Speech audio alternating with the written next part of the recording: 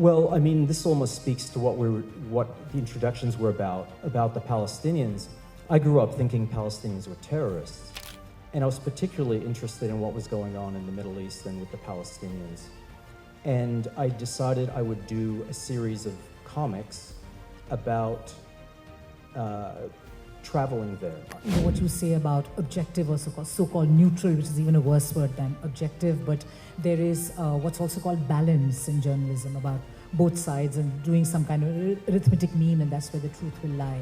So what are the dangers with that kind of conception of journalism today that we see a lot of, like some of the worst journalism being held up as correct and accurate because it's balanced and it gets the both-sidism?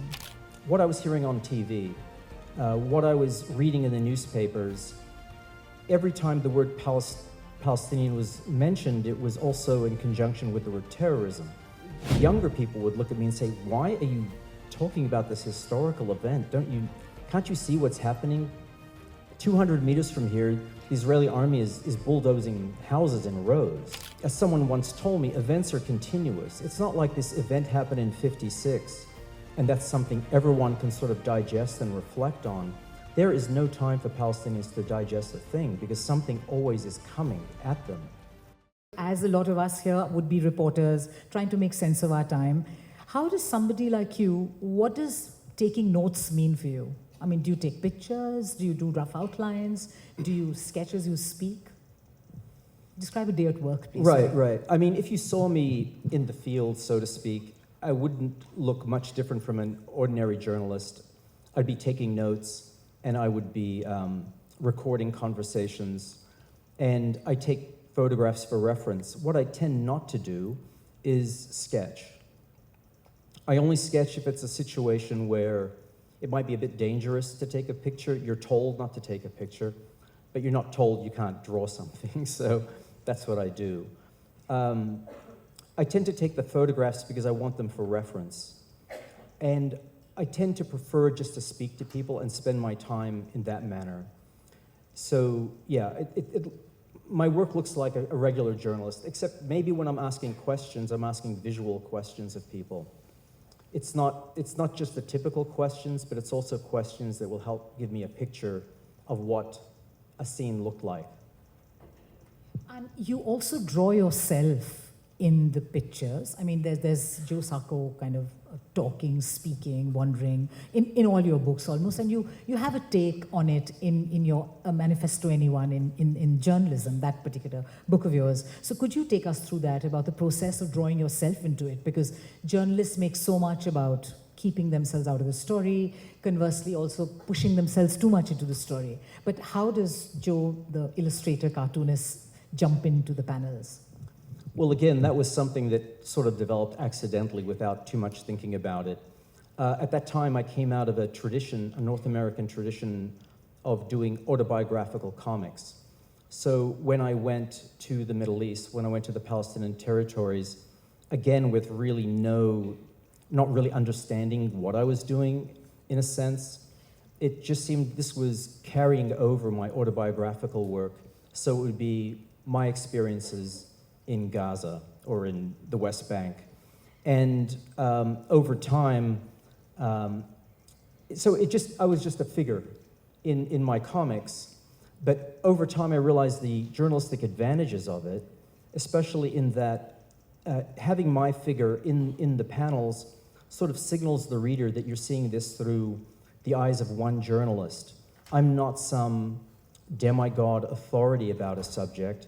I'm a living, breathing human being who is interacting with people and is subject to the forces of conversations and just the things that are going on around you. And I want people to understand sort of the seams of journalism, the seams of getting things done in contexts like that. Because to me, it was always mystifying, even when I was studying it. So it sort of works to my advantage. The other thing, I think, is it made me realize that I don't really believe what I was taught about objective-style journalism. I sort of jettisoned that, and having my figure in the comic books suggests that. This is a subjective experience that's happening here. So a little more on subjective, what you say about objective or so-called neutral, which is even a worse word than objective, but there is what's also called balance in journalism, about both sides and doing some kind of arithmetic mean, and that's where the truth will lie. So what are the dangers with that kind of conception of journalism today that we see a lot of, like some of the worst journalism being held up as correct and accurate because it's balanced and it gets the both-sidism? Well, I mean, this almost speaks to what the introductions were about the Palestinians. I grew up thinking Palestinians were terrorists. So that wasn't because I was studying the issue or I had a fight. I mean, I had a dog in that fight. It was sort of through as osmosis, without paying particular attention to the issue when I was in high school. What I was hearing on TV, what I was reading in the newspapers, every time the word Palestinian was mentioned, it was also in conjunction with the word terrorism. So it was Palestinians have hijacked a bus, Palestinians have hijacked a plane, the Palestinians are firing rockets. All these objectively true facts, but the other objectively true facts were never really filled in.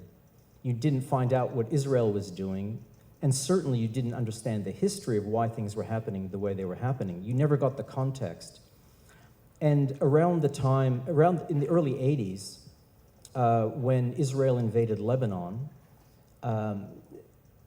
their army moved up to Beirut, and in one incident they surrounded a Palestinian refugee camp, Sabra Shatila, and their Lebanese allies, Christian allies, went into the camp and killed hundreds and hundreds of Palestinian civilians in cold blood.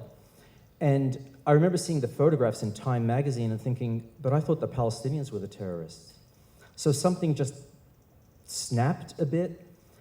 And of course I was upset by that, but I already had a degree in journalism. And I thought, well, the gold standard American journalism that I was taught actually pulled the wool over my eyes.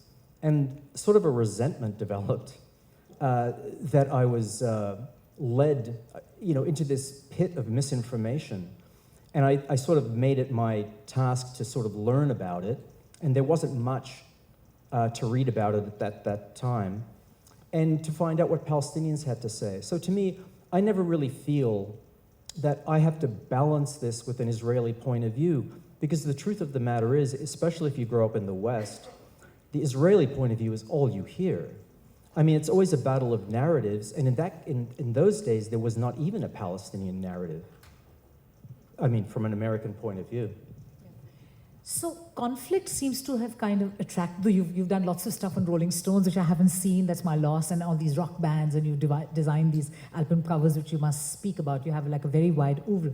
But conflict kind of drew you from the very start. Did that speak to you about your time as a younger person in Malta and your earliest cartoons? And I think you've also sketched something on your mother's reminiscences and her recollections of the Second World War. So tell us a bit about that.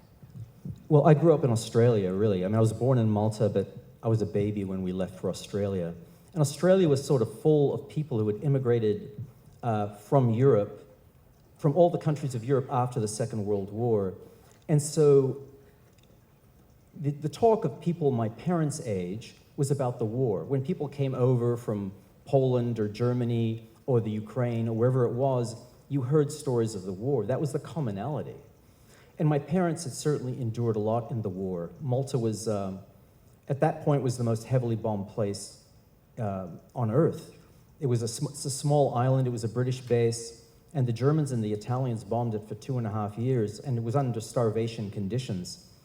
So I heard a lot of those things, and the idea that war can be present in your life was never really far from my mind. It made me interested especially in how civilians react in those conditions. And one of my early comics, as you mentioned, was about my mother's experiences in the war. And she was a young girl, 14, who got a scholarship to go to the city of Valletta from her village. And the war was going on, and if she didn't go, she would lose her scholarship. So no matter what happened on the way, including being personally attacked by a German fighter plane, she never told her mother, because her mother would hold her back. So, I mean, those kind of stories are what I grew up with, and I developed some feeling for what people have to endure. Just coming to your absolutely fabulous work, I mean, all of it is, but Palestine and Footnotes in Gaza is something that really now speaking and sitting here in 2024 just comes back at us really powerfully.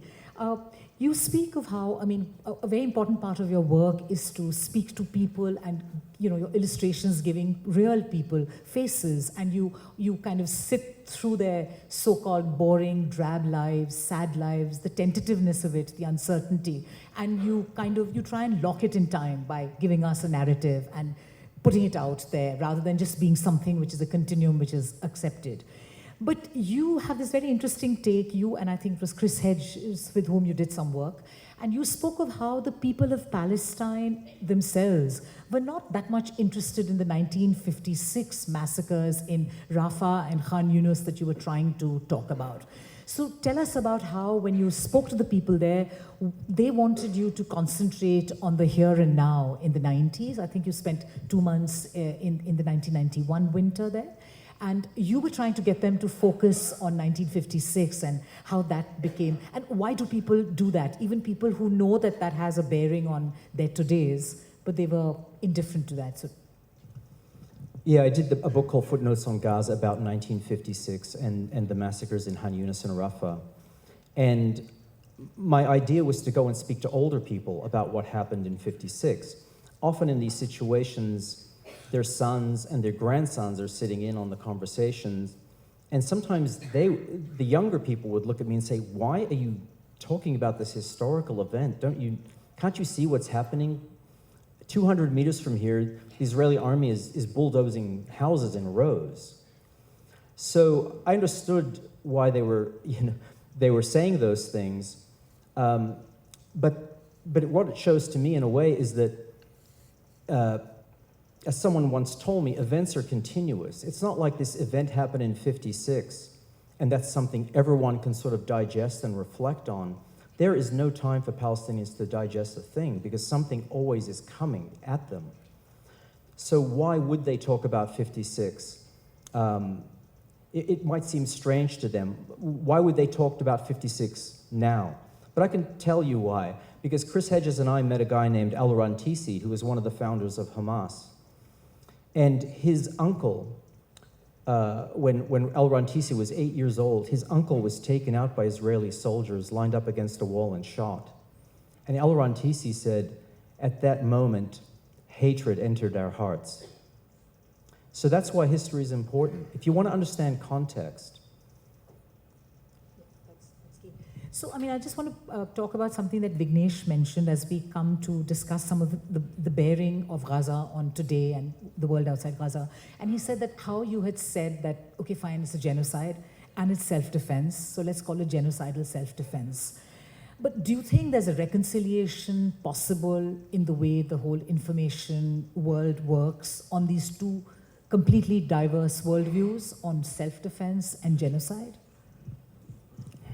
I don't think so. I mean, I think self-defense is something we understand, but if the term can mean anything, from stopping someone at the border from coming and doing you harm to annihilating a whole people, then the term becomes kind of meaningless in my own mind.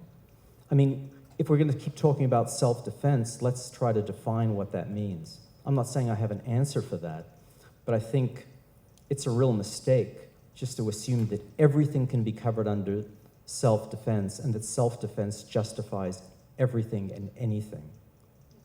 So, Joe, as we speak, I think the latest number of journalists killed in Gaza is about 137. So, of course, there is great destruction of children, a whole people, women, young men, etc. But just focusing for a minute on what has happened with the killing of journalists and targeted killing of people who will live to tell the story, what bearing does that have on journalists outside Gaza, on the whole business of bearing witness and documenting stuff? Is this like a moment? Well, I think any journalist who really cares about journalism understands that this is kind of a morbid and special moment. I don't think there's ever been a time when journalists have been targeted like this and have had to work under such horrifying conditions. It's not just about, I mean, journalists in war, there's personal safety issues, but it's different when you're targeted, and I think it's more different, it's even worse when your children, your wives, your husbands are targeted. That takes it into another realm. And you know, my hat is off to those journalists that they're sticking by it. To them, journalism is a vocation. It's not just about sitting in front of a camera and reading something that's handed to them that, you know, just to read out to an audience. So I'm sort of stunned by their bravery and their fortitude, but they shouldn't be going through that sort of thing. Yeah. So do you think it was easier to kill journalists in Gaza because they were Palestinians and they didn't allow your CNN there, the BBCs there, or others in the world? Was that like part of a thought-through idea that you could just kill Gazan journalists and get away with it? I think it seems to be possible to kill anyone if they're Palestinian. Journalists are a subset, but they're also killing medical personnel. They're killing people trying to clear rubble. They're killing people in safe zones. As a journalist, it really strikes me that this is happening. And of course, as journalists, we have to raise our voice about that. We're getting into a world where certain things that seem to be clear, and now it's like the rug is being pulled from under our feet. Everything is possible now. So with this kind of larger basic principles, if you like, very elemental, I'm not even talking about the Universal Declaration of Human Rights, but just basic principles being under question, do you see a ray of light? Is there any hope for the whole business of telling stories, of being able to state it, and especially at a time when there is so much technology threatens the whole idea of telling stories in a humane way, and the politics in the world going the way it's gone? Is there any hope? I'm not sure I would use the word hope. I think when you see the bravery of some of the people, you realize what humans are still capable of. And I hate to use the word inspiration, because it's not like it's inspirational. It's beyond, it sort of goes beyond the realms of what we're used to. But I see them working, and it makes it, whatever troubles I might have with my work, whatever, thumb might come down on any one of us, it's nothing like that. The wire के और videos देखने के लिए subscribe करें और bell icon पर click करें। स्वतंत्र पत्रकारिता की आर्थिक मदद करने के लिए डिस्क्रिप्शन में दिए गए लिंक पर जाएं और अपनी राशि चुनें।